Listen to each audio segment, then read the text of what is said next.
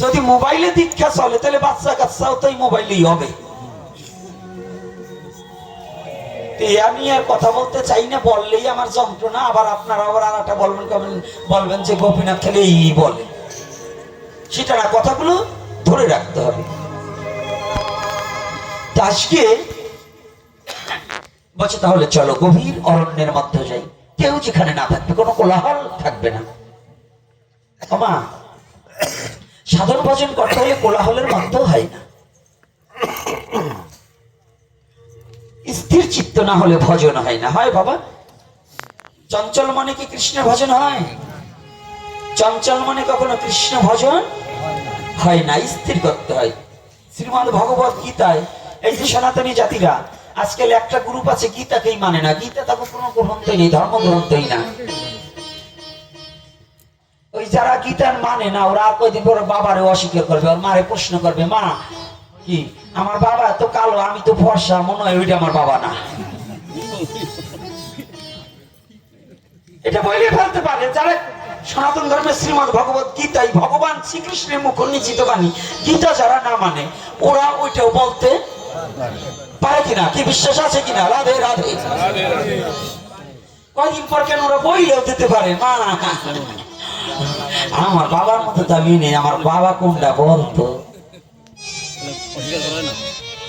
একটু চিকনে মারলাম, যদি চামড়া মোটা না হয় তাহলে বুঝবে, আর যদি চামড়া মোটার জাত হয় তাই আর কিছু বুঝবে না। বলো না গো রাধে রাধে। এর সে করা কথা আর বলবো না আজকে, নাহলে আগামী দিন ভক্তরা আসবে না। বেশি করা কথা বলবো না, আসি তো 3 দিন, লাস্ট দিন বইয়ে যাবো যা আছে তাই। কি মা, আগামী দিন আসবা তো? আচ্ছা আচ্ছা। আমার মা না, এরা না এসে পারে, অন্য কোন লোকের মা, আমার মা গোপীনাথের মা, তাই না? গোপীনাথের একেবারে সৎ মা, কি তাই না? সৎ মা না আপন মা? সৎ মা, কারণ তোমরা তো অসৎ নয়। মা তো সারা জীবন সন্তানের কাছে সৎই থাকে, অসৎ থাকে বাবা। প্রত্যেকটা কথার রস আছে, বোঝারও আছে। এইবার গভীর অরণ্যের মাঝে গিয়ে যখনই কান্না নিয়েছে, আমাকে না বললেই হবে না, তো চলো।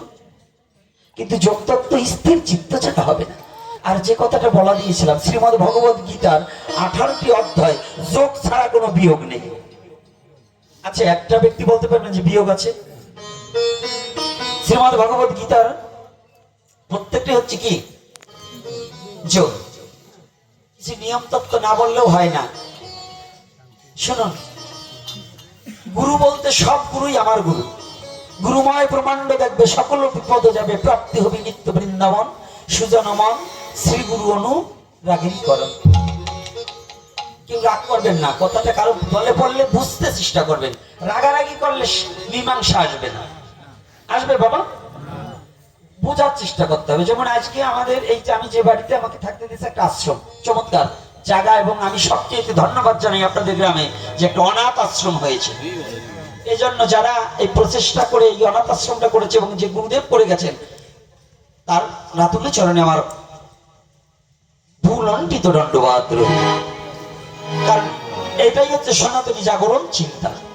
বৃদ্ধাশ্রম করার দরকার নাই, অনাথ আশ্রম করতে হবে। বলবেন বৃদ্ধাশ্রমের গুলো বেশি খারাপ, ওদের ছেলে আছে মেয়ে আছে, সম্পত্তি ভোগ ছেলে মেয়ে করে, ছেলে মেয়ের সাথে ঝগড়া করে বৃদ্ধাশ্রমে যেয়ে ওঠে। আর আমার নির্দেশ হচ্ছে প্রত্যেক জায়গা যদি হ্যাঁ বৃদ্ধাশ্রমের লোকে যাবে, কিন্তু তার যে সম্পত্তি আছে ওই আশ্রমে দান করে দিতে হবে, তাহলে যাবে। না হলে তোমার ছেলের জমি ঠিকই থাকবে, ছেলে ঢাকা থাকবে, তোমাকে খেতে দেয় না, তাই তুমি ওইখানে যে আশ্রয় নেবা, এই পায়খানা করে কাপড় নষ্ট করবে, আর ওই আশ্রমবাসী তোমার পায়খানা দেবে, এটা হবে না। তোমার যা আছে আশ্রমে দাও, আমরা খেতে দেবো, আপত্তি নেই। এই কথাটা কি অন্যায় বলছি? আর অনাথ আশ্রম যেটা করেছেন আমি ধন্যবাদ জ্ঞাপন করছি। ওদের যদি সুশিক্ষা দেওয়া যায় তাহলে ওরা একদিন মানুষ হবে। তবে ওদেরকে ধুতি পরা শিখাতে হবে এবং প্যান্ট পরা লুঙ্গি পরা ওদের বর্জন করাতে হবে। ওদের গলায় তুলসীর মালা রুদ্রাক্ষের মালা দিতে হবে। ওদেরকে সকাল সন্ধ্যা প্রার্থনা শিখাতে হবে।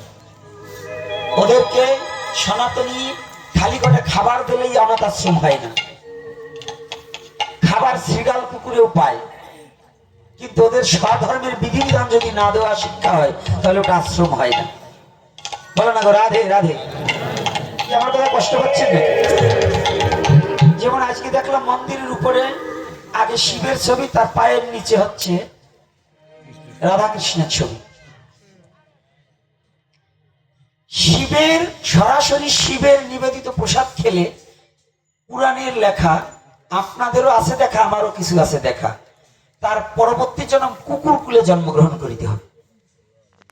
এটা শিবকে পার্বতী অভিশাপ দিয়েছে, তোমার সরাসরি তোমার প্রসাদ খেলে কার কুলে? কুকুর কুলে জন্মগ্রহণ করতে হবে। এজন্য সাধকরা কি করেছেন, তখন বলছিলেন কি করে মুক্তি, বলছে তোমার পুজোর আগে যদি নারায়ণের পূজা কেউ করে, নারায়ণের নিবেদিত প্রসাদ যদি তোমাকে কেউ দেয়, ওটা খেলে কোনো দোষ থাকবে না। এই জন্য সরাসরি শিবের ভোগ লাগানো যাবে না, ভোগ লাগাতে হবে আগে নারায়ণকে, ভগবান নারায়ণকে। নারায়ণের প্রসাদ শিবকে দেওয়া যাবে। তো ওখানে যে ছবিটা রাখা হয়েছে, টাইসটা করা হয়েছে, তার পায়ের নিচ দিয়া ভগবানের ভোগ রাগের থালা যাবে না। সাধারণ কমন সেন্স রাখবেন আপনারা। মন্দির করলে, টাকা থাকলে মন্দির করা যায়, কিন্তু সেবায়ত পাওয়া বড় কষ্ট। সেবায়ত পেলেও আচরণটা পাওয়া বড় কষ্ট, আর নিয়ম নীতিটার মধ্যে চলতে হবে। আমি দুর্গা প্রসন্ন পরমহংসদেবকে আমি দণ্ডবোধ করি, কারণ তিনি আমাদের একজন পরিব্রাজক সন্ন্যাসী এবং একজন ত্যাগী, এবং তার আমলে তিনি অনেক মহিমা বিশ্বজগতে প্রচার করেছেন, কিন্তু তিনি ঈশ্বর নন। কথাটা খেয়াল করবেন। এজন্য পিতার পায়ের কাছে পুত্র বসতে পারে, কিন্তু পুত্রের পায়ের নিচে পিতা থাকতে পারে না। এজন্য ওখানে বাবা শ্রীমৎ দুর্গা প্রসন্ন পরমহংসদেবের ছবির পায়ের কাছে রাধা গোবিন্দকে রাখা হয়েছে এবং গোপালকে রাখা হয়েছে। এটা কিন্তু একটু চেঞ্জ করবেন কৃপা করে, কারণ এতে আমাদের সনাতনীদের অনেক ক্ষতি হয়ে যাবে। মত ঠিক আছে, বহুবিধ মত থাকতে পারে, কিন্তু পূর্বের কিছু রীতিটাকে যদি চেঞ্জ মানে যদি পরিবর্তন না করেন, গুরুদেবের পায়ে কিন্তু তুলসী দেওয়া শাস্ত্রীয় অবৈধ ঘোষণা আছে, এটা করা যাবে না বাবা। আমার কাছে গুরু ভগবান, এটা হচ্ছে মহিমায়, কিন্তু প্রকাশ্যে নয়। কেন প্রকাশ্যে নয়? যদি বলা হয় প্রকাশ্যে কৃষ্ণ আর গুরু এক, কৃষ্ণ গিরি গোবর্ধন পর্বতকে 7 দিন কেন আঙ্গুলে রাখছিল? আমার গুরু আধা কেজি 7 ঘন্টা রাখুক তো পারবে না। এজন্য গুরু কৃষ্ণ অভেদাত্মা মহিমায় জানতে হবে, কিন্তু প্রকাশ্যে নয়। প্রকাশ্যে সনাতন ধর্মের সংবিধানকে মানা একান্ত বাধ্যতামূলক। মানতে হবে কিনা? মানার প্রয়োজন আছে কিনা? সে যেখানেই হোক, যে জায়গায় হোক। দেখুন মতুয়া বাবাদের মধ্যে ওখানে কিন্তু দেখুন আমার শান্তিমাতা এবং হরিচাঁদ ঠাকুরের ছবির মধ্যে হরিচাঁদ ঠাকুরের মাথার উপরে ক্ষীরোদকশায়ী নারায়ণের ছবি আছে, গোলাকারে বিন্দু মধ্যে বৃত্ত আকারে, আছে কিনা? আর এক পাশে মা শান্তিমাতার মাথার উপর একটা ওম আছে কিনা? আচ্ছা, তাহলে তারাও কিন্তু সম্মান দিচ্ছে কোথায়? ঠাকুরের মাথার উপরে ক্ষীরোদকশায়ী নারায়ণকে দিয়েছে।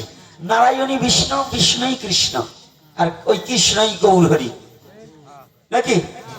তাহলে যদি এটা হয়, তাহলে আমাদের ভজন প্রণালীগুলো আগে জানবো পরে মানবো। না জানার কিন্তু অনেক বিপদ। এজন্য আমি চরণে হাত রাখছি, কেউ আমার কথা কষ্ট না পেয়ে আমরা একটু শুধরাতে চেষ্টা করি, নাকি বাবা? কি বলেন আপনারা, কি বলেন? গোড়ামি করে চলবে না বাবা, গোড়ামি দরকার নেই। হ্যাঁ, আমার কাছে আমার গুরুদেবী ভগবান, এরকম কিছু গোড়া ভক্ত আছে, কিন্তু না বাবা, চরণে হাত রেখে বলছি, গোড়ামি করবেন না। সনাতন ধর্ম নিয়ে খেলার ধর্ম নয়। ছেলে মানসিকতা পরিত্যাগ করে আপনি জ্ঞানী হন, ভজনশীলা হন, সাধক হন। ভণ্ড বাতুল হওয়ার কোনো প্রয়োজন নেই। আমাদের সাধক হতে হবে। একটা বালকের কাছেও আমাদের শেখার অনেক কিছু আছে, আছে কিনা? একটা বালকের কাছ থেকে আমরা অনেক কিছু জানতে পারি কিনা? তাহলে আমরা যদি জানবো তারপরে মানবো। সনাতন ধর্মটা জানা বোঝার ধর্ম। সনাতন ধর্মে জানতে হবে, তারপরে মানতে হবে। খেয়াল মেপি ভজলি গুরু, গুরু ভস্তে ভজলি গরু। নিজের ইচ্ছা মতো গুরু ভজন করা যাবে না। আমাদের এই যে যারা একঝাঁক পাখি এসেছিলেন, মাতাঞ্চাঁদ গোস্বামী নাম শুনেছেন তো, যার গান 51খানা গানে গৌলীলা সমাপন করেছে। এই শ্রীমৎ দুর্গা প্রসন্ন পরমহংসদেব, গুরুচাঁদ ঠাকুর, জগদীশ পরমহংসদেব, প্রণবাচার্য মহারাজ, প্রণবানন্দ মহারাজ যাকে বলা হয় ফটিক সাধু, এই মাহিলার ফটিক, এই যে যে একজন মহাপুরুষ এসেছিলেন, এই মহাপুরুষগুলো এসেছিলেন আমাদের জীবের কল্যাণার্থে। এনাদের বাক্যগুলো মানুষকে আকৃষ্ট করে ভজনশীলা করার জন্য। কিন্তু ওনারা চলে যাওয়ার পরে আমরা বেবিচারী হয়ে যাচ্ছি। আমরা নিজেদের মত পথ প্রচার করছি, কিন্তু ভগবানের মত পথকে প্রচার করছি না। কি এটা কি আপনাদের কষ্ট হচ্ছে নাকি আমার এই কথাটা বলায়? রাধে রাধে, কথা কষ্ট হচ্ছে নাকি? আবার বলবেন কালকে সমালোচনার দরকার নেই, কিন্তু এটা কেন বলছি জানেন? আমার একটাই কথা, সবাই পাঠক, আমি এসেছি ঘটক, কিছু ঘটাবো। সবাই পাঠ করে কান্নাকাটি করে চলে যাবে। অভিনয়, অভিনয় আমি শিখিনি, আমি যাত্রা গাইতে আসিনি। যেটা বাস্তবতা, আর বাস্তব বড়ই কঠিন, বাস্তব বড়ই কঠিন।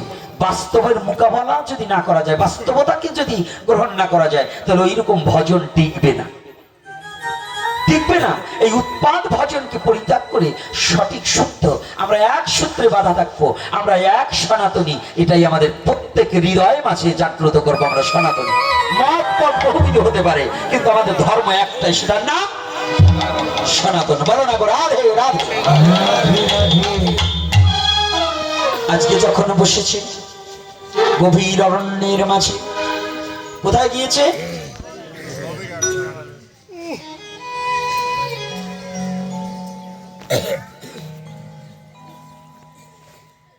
অরণ্যের মাঝে কি? আজকে একটা ভুল হয়ে গেছে আমার, রাধা মাধব কীর্তনই করিনি, মালা থাক, ভক্তকে দিয়ে দাও। কারণ মন অন্য জায়গায় ছিল, আলোচনায় ঢুকে গেছি, আর ওখান থেকে ফিরে আসতে পারিনি। রাধা মাধব কীর্তন আগামী দিন গাইব, আজকে আর গাবো না, তবে আলোচনা চালিয়ে যাই। শিব ঠাকুর বলছে, পার্বতী এমন নিরজনে, এমন গোপনে। এই যে মায়েরা ভালো করে শুনবেন, বাইরা যে কুলাকুলি করেন, সাধু সঙ্গ বাইরা নয়। এখানে কয়টা মা আছে যে তার স্বামীকে প্রতিদিন আসনে বসিয়ে একটু ধূপ দেখিয়ে প্রণাম করেন? আছেন কেউ? থাকলে হাত উঁচু করেন। একজন, দুইজন, তিনজন, হাতে গোনা। প্রতিদিন করেন তো? তাইলে তো হাত তুলছেন কেন? ওই দেখা দেখি খালি বাহা বাহানোর জন্য হবে না। সত্য, সনাতনী সত্য, আর যে সত্য বলতে পারে তিনি ভগবানের কোলে শুয়ে আছে। এতগুলো মা ভাগবতে এসেছে, বহুদিন ধরে ভাগবত শুনেন, তাহলে আপনাদের চরিত্রের কতটুকু পরিবর্তন হয়েছে। আজও যদি নিজের স্বামীর সাথে সুসম্পর্ক না করে, এই যে বেটারা আসছে না, লোকজন আসছে, এই পরপুরুষের কোলাকুলি দিলে আপনার পাপ হবে। যদি আপনার স্বামীকে যত্ন না করে এখানে এসে পরপুরুষ নিয়ে ঢোলাঢলি কোলাকুলি করে। এই যে আপনারা যারা পুরুষ ছেলে আসছেন, আপনার বাড়িতে আপনার স্ত্রীর সাথে ভালো ব্যবহার না করে অন্যের স্ত্রীর সাথে আপনি ভালো ব্যবহার করলেন, এটাও আপনার একটা পাপ। নাকি রাগ হচ্ছে না আমার কথায়?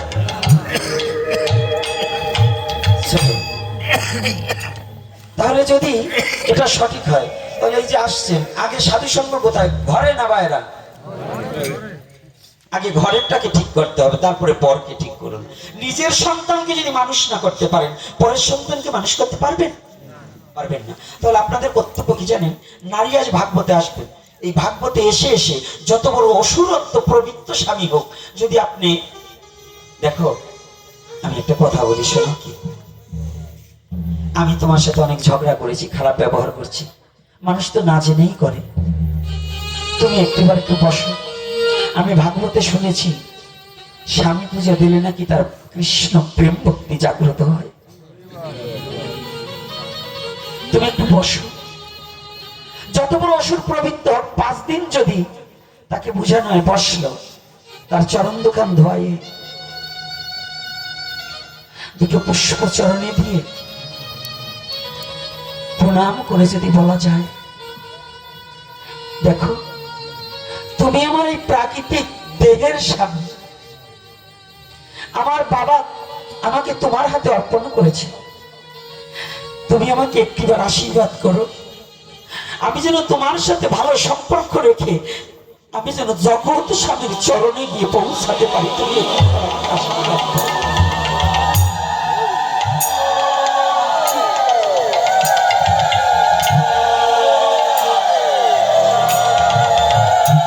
যদি কোনো ব্যক্তি এমন করে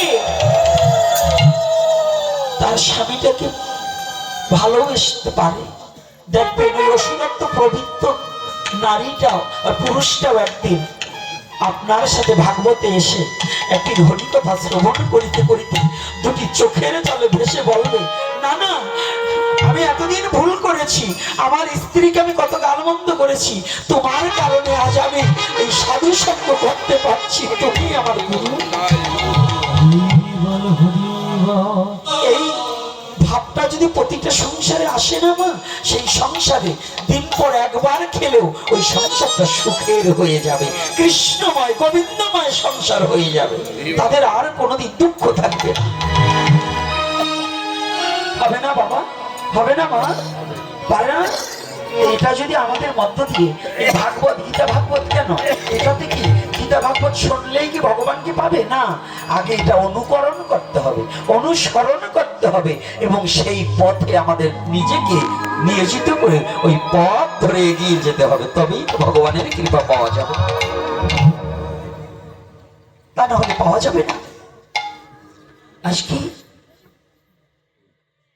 চোখ বুঝিয়ে শিব ঠাকুর বলছি, দেখো দেখো তো কেউ আছে কিনা, কোথাও দেখে না। শিব ঠাকুর এদিক ওদিক তাকিয়ে করতালি দিয়ে বৃক্ষে কিছু পাখি ছিল তাড়িয়ে দিয়েছে, কিন্তু তাড়িয়ে দিলে কি হবে, ওর মধ্যে একটা পাখি, তার নাম হচ্ছে সুখ। সুখ তখন পাখা ঝাপটাতে ঝাপটাতে পাখাটা একটু ব্যথা হয়ে গেছে, বিশ্রাম নেওয়ার জন্য ওই ডালে বসেছে, কিন্তু বসেছে এমন বাতাসে একটু ঘুম এসে গেছে। তো যখন ঘুমিয়ে পড়েছে, কিন্তু শিব ঠাকুর যখন করতালি দিচ্ছে ওই শব্দ কানে যায়। তো শিব ঠাকুর যখনই পার্বতীকে বলছে, দেখো আমি যে কথা বলবো তুমি প্রত্যেক কথায় সায় দিতে হবে, সায় বোঝেন তো, একটা কথা বলে হ্যাঁ তাই তো, এরকম একটা জিনিস আছে না, এটাকে কি বলা হয়, এটার শুদ্ধ বাংলা হচ্ছে সায়। এইবার পার্বতীকে শিব ঠাকুরের কোলের উপরে মাথাটা দিয়ে শিব ঠাকুর চোখ বন্ধ করে, যোগতত্ত্ব বলতে হলে এই যে সনাতন ধর্মের যুবক ছেলেরা ভালো করে জানবে, আমি চ্যালেঞ্জ করে বলছি, সনাতন ধর্ম কোনো মিথ্যার ধর্ম নয়। 30 বছর আগের ঘটনা, 30 বছর আগে যার বাবা মা মারা গেছে, আমি এখন তাকে দেখিয়ে দিতে পারবো, এটা বিশ্বাস আছে? হ্যাঁ, কাদের কাদের বিশ্বাস নাই তারা হাত তুলুন। একজন না, সবার তাহলে বিশ্বাস আছে? বিশ্বাস থাকলে বুঝিয়ে দিচ্ছি, আপনার বাবা 40 বছর আগে মারা গেছে, এখনই চোখ দুটো বন্ধ করেন, আপনার বাবাকে স্মরণ করেন, দেখবেন আপনার বাবা সম্মুখে ভেসে উঠছে। উঠবে কিনা বলুন, দেখুন এখনই চোখ বন্ধ করে দেখুন। আচ্ছা যদি হয়, তাহলে 30 বছর আগে যে বাবা মারা গেছে, এই চর্ম চোখ বন্ধ করলে তাকে দেখা যায়, চাইলে আর দেখা যায় না। সনাতন ধর্মের এই চর্ম চোখ দুটো দিয়ে কিছুই দেখার নয়, এটা প্রাকৃতিক জগৎ দেখার, আর আধ্যাত্মিক জ্ঞান চক্ষু দ্বারা ভগবানের ভজন দর্শন করতে হয়, আর দিব্য দৃষ্টির দ্বারা ভগবানকে দেখতে হয়। বলো না গো রাধে রাধে। আজকে যখন শিব ঠাকুর চর্মচোখ বন্ধ করে যখনই যোগতত্ত্ব বলছে, গভীর নিঘুর গোপনীয় কথা কথা বলছে বলছে, আর পার্বতী হ্যাঁ হ্যাঁ ঠিকই তো, তাই তো, এরকম বলছে। এদিকে ওই কথা শুনে সুখ পাখির নিদ্রা ভঙ্গ হয়ে গিয়েছে। যখনই নিদ্রা ভঙ্গ হয়ে গিয়েছে না বাবা, সুখ পাখি ভাবছে আহা এমন মধুর কথা জীবনে তো কোনোদিন শুনিনি। আমার জন্মটা পশুকুলে পাখি কুলে, কিন্তু এমন অমৃত কথা তো আমি কোনোদিন আস্বাদন করিনি। সুখ পাখি ওখানে বসে বসে হরি কথা আস্বাদন করছে। এদিকে পার্বতী এবার ওই হ্যাঁ হ্যাঁ দিতে দিতে অলসতার ভরে পার্বতী ঘুমিয়ে পড়েছে। যখনই ঘুমিয়ে পড়েছে না, ওই সুখ পাখি মনে মনে চিন্তা করছে আমি যদি এখন সায় না দিই কথায়, তাহলে এই কথা আর শুনতে পারবো না। এবার পাখি বলছে হ্যাঁ হ্যাঁ বলতে বলতে হঠাৎ করে যোগ তত্ত্ব যখনই শেষ হয়ে গেছে, শিব ঠাকুর দেখে পার্বতী ঘুমিয়ে পড়েছে। শিব ঠাকুর যাই পার্বতী আই তুমি কখন ঘুমিয়েছ? বলছি ঠাকুর আমি বেশি সময় তো শুনতে পারি। জানেন নারীর অলসতার কারণে অভিমান্য বধ হয়েছে। আমার জানো তো এই লীলাটা? মহারাজ পরীক্ষিতের পিতার নাম অভিমন্যু। এই অভিমন্যু অকাল বোধন হয়েছে, কারণ কি জানো? এই যুদ্ধের কথা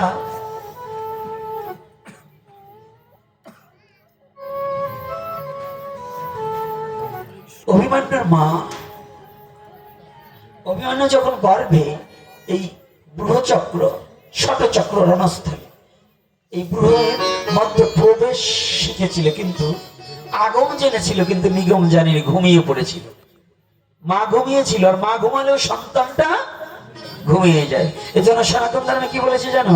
প্রতিটা মা সন্তান গর্ভে আসার সাথে সাথে তার কতগুলো নৈতিক কর্ম আছে। সেই নৈতিক কর্মটা কি? আহার বিহার শুদ্ধ করতে হবে। গর্ভে সন্তান আসলে ওই পোল্ট্রি মুরগি, দেশি মুরগি, ব্রয়লার মুরগি এগুলো খাওয়া যাবে না, শুয়ার পাড়া খাওয়া যাবে না। শাস্ত্র অধ্যয়ন করতে হবে, হরিকথা শ্রবণ করতে হবে, যাতে গর্ভের সন্তানটাও কৃষ্ণ ভক্ত হয়ে পৃথিবীতে প্রকাশ পেতে পারে। আজকে যখন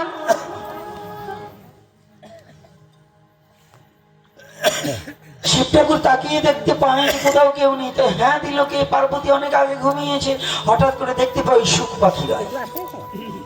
যখন সুখ পাখি রয়েছে না, এ কথা তো সবাই লোকে জেনে যাবে, তাহলে তারা একটা কাজ করতে হবে। হাতে ছিল ত্রিশূল, ত্রিশূলকে বলছে যা ওকে এক করে ফিরে আয়। যখন এই ত্রিশূল যাচ্ছে, সুখ পাখি ডাল থেকে উড়াল মেরেছে, উড়াল উঠতে উঠতে চলে যাচ্ছে, কিন্তু আর কোথাও চিরাবার জায়গা নেই। শিবের ত্রিশূল রোধ হচ্ছে না, ওকে বধ করবে। এদিকে আবার চতুর্বিংশ অবতারের এক অবতার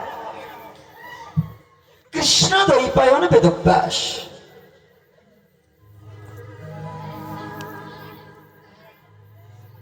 দুটি চোখের জলে ভেসে ভেসে নিত্য নৈমিত্য কাঁদে। কেন কাঁদে? আপনারাও কেঁদেছিলেন, এখানে যতগুলো লোক আছে না, শুধু ব্যাসদেব কাঁদেন। আজকে যতটা যুবক বাবারা আছো, আজকে শুনে যাও, যারা আজকে বাবা হয়েছে না, প্রত্যেকটা মা বাবা কেঁদেছে।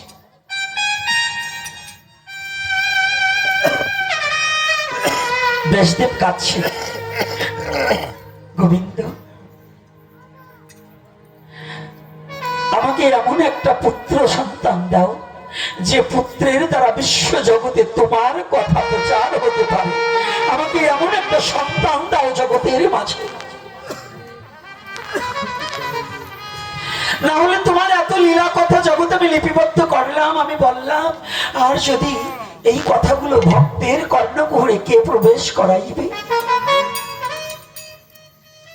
জানেন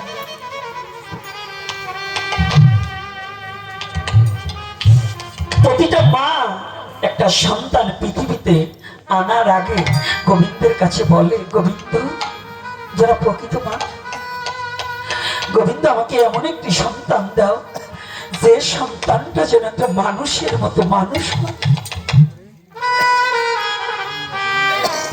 যে সন্তানের দ্বারা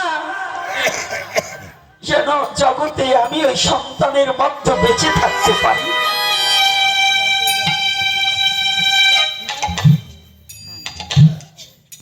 জানো বাবা,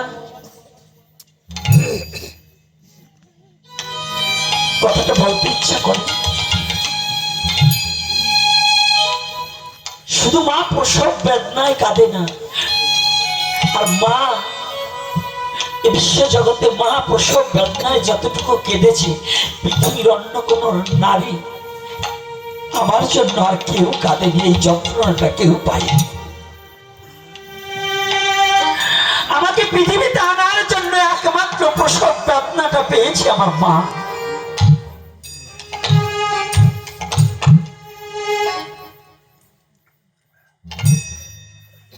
জানে ব্যাসদেব কাঁদছে, গোবিন্দ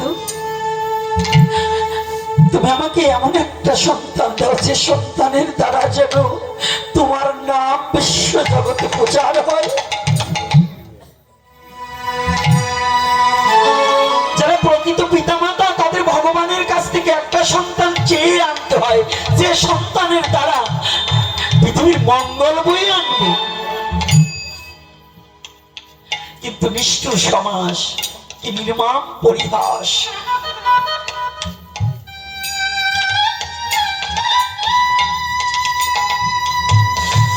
ছোটবেলায় একটা মা তার বাচ্চাটাকে কোলে নিয়ে কাঁদছে, আঙিনা বলে হাঁটছে আর কাঁদছে। আর একটা মা ছুটে এসে বলছে, দিদি তুই কাঁদছিস কেন? মা তার বাচ্চাটাকে কোলে নিয়ে বলে, জানিস দিদি, আমার খোকা না আজকে 3 দিন ধরে ভাত খায় না। আজ 3 দিন চলে গেল আমার খোকা ভাত খায় না। কিন্তু এই নিষ্ঠুর সমাজ আজ কোথায় দাঁড়িয়েছে? মার বয়স 60 বছর 70 বছর হয়ে গেছে, ওই মা আজকে রাস্তার ধারে গিয়ে কাঁদছে। আর এক বৃদ্ধ মা এসে জিজ্ঞেস করেছে, কিরে দিদি তুই কাঁদছিস কেন? জানিস দিদি, আমার যে ছেলেটার জন্য এত কিছু করেছি, সে ছেলে আজ আমাকে ভাত দেয় না।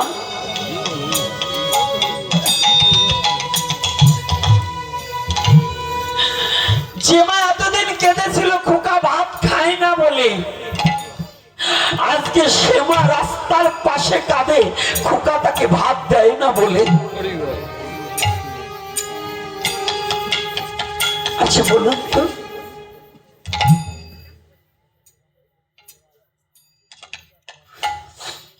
যে আদরের সোহাগের যে ভালোবাসার সন্তানটা আজ মাকে এক মুঠো ভাত দিচ্ছে না, বাবাকে এক মুঠো ভাত দিচ্ছে না, ও পৃথিবীর যত বড় সাধু হোক, বলুন তো সে কি সাধু? সে কি সাধু হতে পারে? তবে একচিটে কথা বলতে হবে না। আপনি যে আপনার সন্তানের কাছ থেকে খাবার কামনা করছেন, আপনি কি আপনার মা বাবাকে খাইয়েছেন? আপনি যদি আপনার পিতামাতাকে ভালো না বাসেন, আপনার সন্তান আপনাকে কোনোদিন ভালোবাসবে না।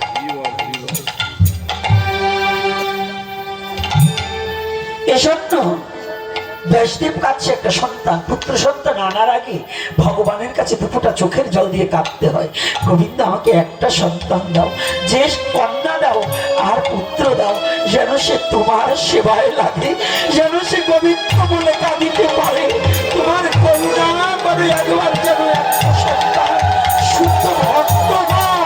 গোবিন্দ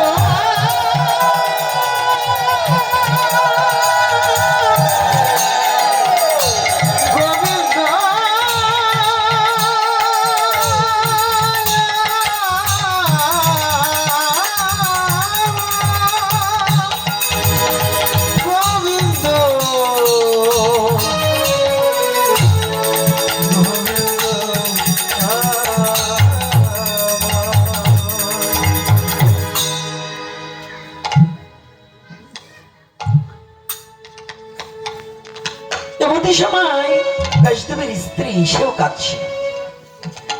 নদীর তটে জলানবার নিমিত্তে গিয়ে একটু চুলকিয়েছে, আঁচড় মেরেছে।